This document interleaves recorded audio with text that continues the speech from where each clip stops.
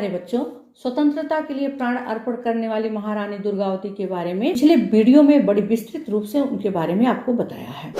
आज यहाँ हम आपको कुछ ऐसी चीजें बताने जा रहे हैं जिसमें आज हमारे समाज में नारी का दृष्टिकोण बदलने की हम सभी को आवश्यकता है, क्योंकि संसार में समय समय पर कुछ महिलाएं ऐसी सामने आई हैं जिन्होंने देश और जाति की रक्षा के लिए पुरुषों की तरह ही सशस्त्र संघर्ष किया है और उसकी सफलता के लिए हर तरह की यातनाएं सहन की हैं, प्राणों तक को अर्पण कर दिया है। पर यह कहना पड़ेगा, इस प्रकार की साहसी और त्याग करने वाली नारियां अपवाद स्वरूप ही मानी जा सकती हैं।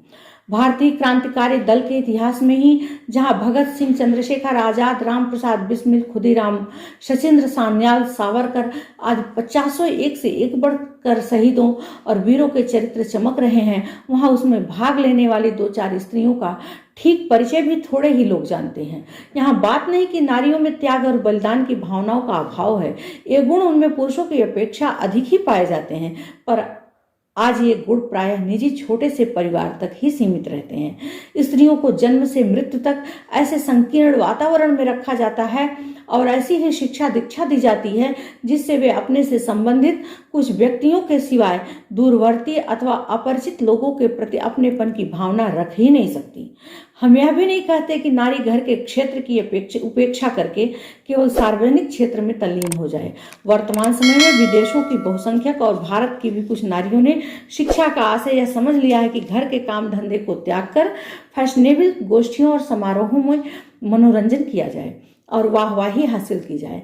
हमारी सम्मत में यह कोई प्रशंसनीय बात नहीं। यह तो संभव है कि पिछले 10-5 हजार वर्षों में जिस प्रकार अराजक अवस्था से राजतंत्र से प्रजातंत्र स्थापित हो गया और अब अनेक बड़े बड़े देशों में साम्यवादी समाज की स्थापना हो रही है, उसी प्रकार नया युग बदलने पर किसी ऐसे समाज का निर्माण हो जिसमें स्त्री पुरुष के भेद को आधार पर कार्य विभाजन की परंपरा उठ जाए और दोनों सुविधानुसार प्रत्येक काम में हिस्सा बटाने लगे। पर यह एक ऐसी परिवर्ती कल्पना है जिस पर अभी से वाद विवाद करना निरर्थक है। अभी तो हम समाज के हित की दृष्टि से इतना ही कह सकते हैं कि स्त्रियों के दृष्टिकोण को परिवार हित से बढ़कर समाज हित के क्षेत्र तक अवश्य विस्तृत करना चाहिए। रानी दुर्गावती का आदर्श चरित्र भी नारियों को यह शिक्षा देता है कि घर और परिवार की व्यवस्था संलग्न रहते हुए भी उनको कूप मंडूक बनकर नहीं रहना चाहिए। उन्हें इतनी शिक्षा और योग्यता तो प्राप्त कर ही लेनी चाहिए कि किसी प्रकार की विपरीत परिस्थिति सम्मुख आ जाने पर स्वयं उसका प्रतिकार कर सकें। हमें खेद से कहना पड़ता है कि वर्तमान समय में अधिकांश साधन संपन्न घरों की स्त्रियां इस दृष्टि से अपंग सी बनी रहती हैं। जब तक समय अनुकूल रहता है वे मौज शौक फैशन विलास में समय बिताती हैं, घर का काम नौकरों से करा लेती हैं, पर जब समय प्रतिकूल हो जाता है तो सिवाय रोने झींकने के और भाग्य तथा भगवान को दोष देने के अतिरिक्त वे कुछ नहीं कर सकती। महादेव गोविंद रानाडे ने एक बार एक ऐसी फारसी स्त्री का हाल बतलाया था जिसका पति एक बड़ा व्यापारी था, पर पति की मृत्यु के बाद घर का वैभव शीघ्र ही समाप्त हो गया और उसका लड़का सामान्य नौकरी करके घर का काम चलाने लगा। तब घर के खान पान और रहन सहन में बहुत अंतर पड़ गया और वह सदैव इसी के लिए दुखी होकर प्रलाप किया करती। एक बार श्री रानाडे से बात होने पर उसने कहा कि मेरा लड़का सामान्य हालत में ही बड़ा हुआ है, इसलिए वह मामूली खाना पाकर राजी हो जाता है, पर मेरी पुराने समय की बिगड़ी हुई जीभ तो भोजन में 10 तरह की चीज बिना पाए संतुष्ट ही नहीं होती। यह स्त्री न तो उद्योग और सुव्यवस्था द्वारा घर की संपत्ति की रक्षा ही कर सकी और न इतना संयम कर सकी कि जिह्वा के स्वाद की परवाह न करे। ऐसी स्त्रियों को अपना जीवन भार मालूम पड़े तो इसमें क्या आश्चर्य है। रानी दुर्गावती एक राजा की पुत्री थी जिसे शौक मौज और सुख साधनों की कोई कमी हो ही नहीं सकती थी। विवाह के बाद वह और भी बड़े राजा की पत्नी बनी, जहाँ सैकड़ों दास दासी उसकी आज्ञा की राह देखा करते थे। पर यह सब होने पर भी उसने अपने भीतर वह शक्ति और साहस उत्पन्न किया कि बड़े बड़े शासक और सेनाध्यक्ष उससे हार मान गए। इससे सिद्ध होता है कि उतना वैभव और पद पा लेने पर भी उसने अपना उद्देश्य को नहीं भुलाया था और अपना रहन सहन तथा खान पान वैसा ही रखा था जिससे वह विलासी और निर्बल चित्त की न हो जाए। इस श्रेणी के नर नारी संसार में कोई महत्वपूर्ण कार्य कर सकते हैं। वे संपत्ति और विपत्ति में अपना संतुलन कायम रखते हैं और कर्तव्य पालन से पीछे कदम नहीं हटाते। सच्चे मनुष्य का यही धर्म और यही कर्तव्य होना चाहिए। और जब तक अपने समाज में यह कर्णधार और मार्गदर्शक अपना दृष्टिकोण सही न कर लें, तब तक समाज की सुधार की आवश्यकता नहीं कर सकते। यद्यपि वैदिक काल में हम नारी की पराधीनता अथवा उसका दर्जा निम्न होने का कोई संकेत नहीं मिलता। उल्टा कई महिलाएं ऋग्वेद की ऋषि मानी गई हैं, पर विवरण संबंधी सूक्तों में नारी की सत्ता का बहुत प्रशंसनीय शब्दों में वर्णन किया गया है।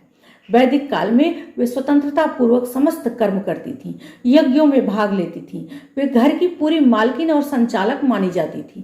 विदुषी स्त्रियां बड़े सम्मान के साथ सब जगह आदरणीय स्थान पाती थीं। उनमें से अनेक ब्रह्मवादिनी भी होती थीं, जिसका आशय यह था कि अविवाहित रहकर अपना समस्त जीवन ज्ञान और अध्यात्म की साधना में व्यतीत किया करती थीं। युद्ध क्षेत्र में जाकर वीरता प्रदर्शित करने के भी कुछ स्त्रियों के उदाहरण मिलते हैं, जैसे दशरथ के साथ कैकेयी ने युद्ध में भाग लिया था। इस प्रकार भारतीय सभ्यता के उस स्वर्ण काल में स्त्रियों पर कोई प्रतिबंध नहीं था और मुख्यतया गृह व्यवस्था में लगे रहने पर भी वे आवश्यकता अनुसार सार्वजनिक जीवन में भी सहयोग देती थी। पर मध्यकाल में जब हमारे देश पर विदेशियों के आक्रमण होने लगे अथवा बहुसंख्यक व्यक्ति किन्हीं कारणों से अपना देश छोड़कर यहाँ आ बसे, तो उनके संसर्ग से भारतीय सामाजिक स्थिति में भी अंतर पड़ने लगा और स्त्रियों के अधिकार सीमित किए जाने लगे। खासकर मुसलमानों के आगमन के बाद तो यहाँ के शास्त्र ग्रंथों में न स्त्री स्वातंत्र मरहति, स्त्री शुद्ध सेनताम, अष्टवर्षा भवेद गौरी आदि ऐसे अनेक वाक्य सम्मिलित कर दिए, जिनके कारण स्त्रियों की स्वतंत्रता बहुत कुछ अपहरण कर ली गई। उनको घर के भीतर ही बंद रहकर एक कैदी जैसा परतंत्र जीवन व्यतीत करने को बाध्य किया गया।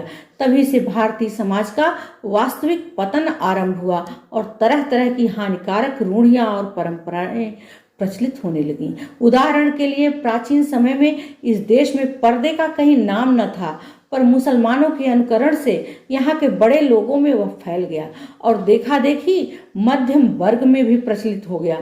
इसी प्रकार बाल विवाह यहाँ कभी नहीं होता था। बड़ी आयु में सोच समझकर विवाह करने की प्रणाली अधिकांश में प्रचलित थी।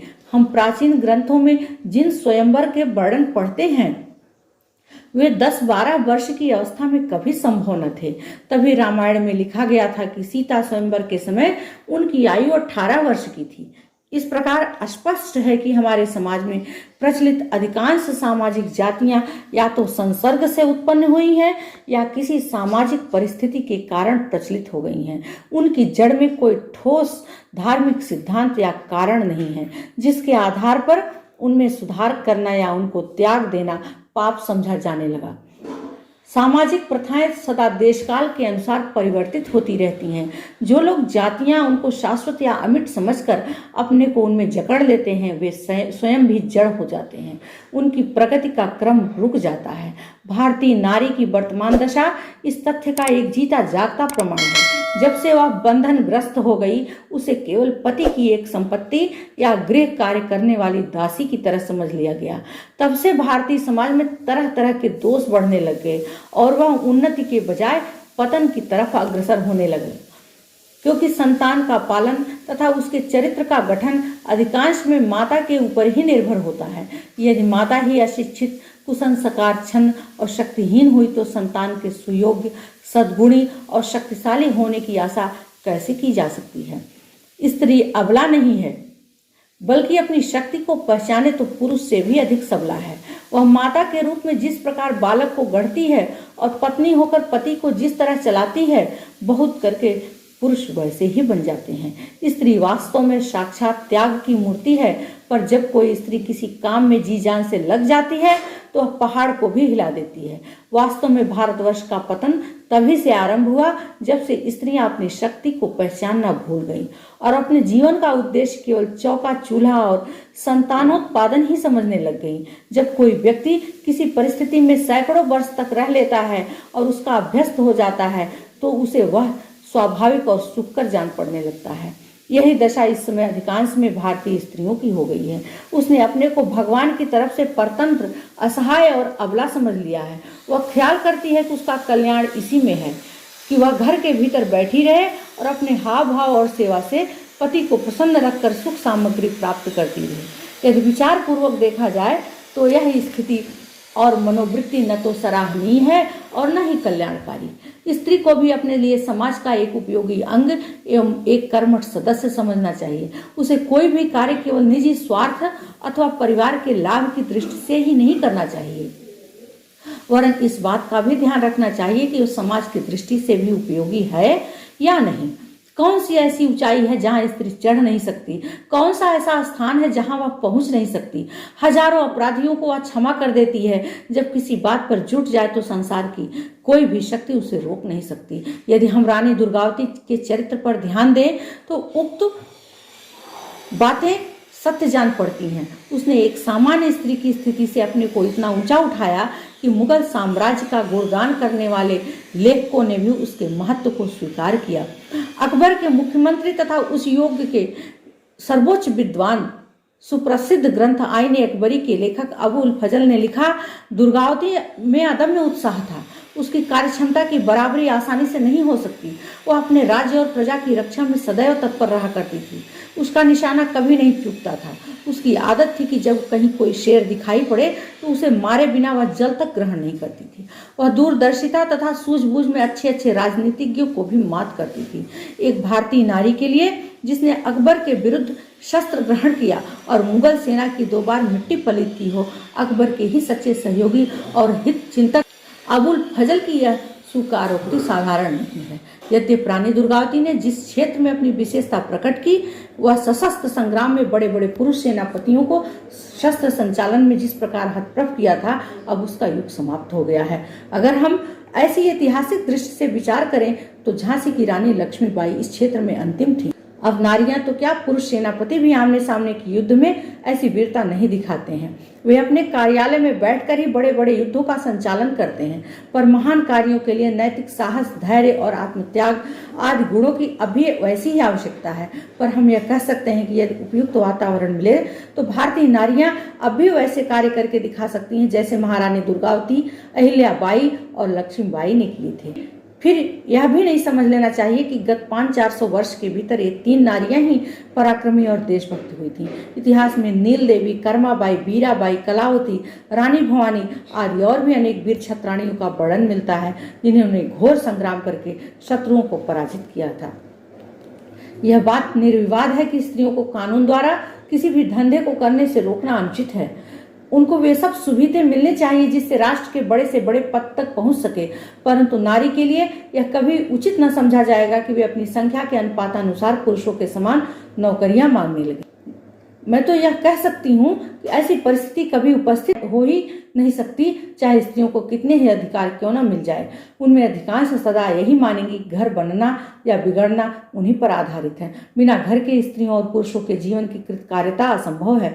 पर जिन स्त्रियों के लिए घर बना सकना या घर पा सकना कठिन हो, वे अवश्य नौकरी या कोई अन्य पेशा करेंगी। प्रत्येक सभ्य जाति का कर्तव्य है कि उनको वे सब अवसर दिए जाएं जिससे वे ऊंचे से ऊंचे सम्मान युक्त पदों पर पहुंच सकें।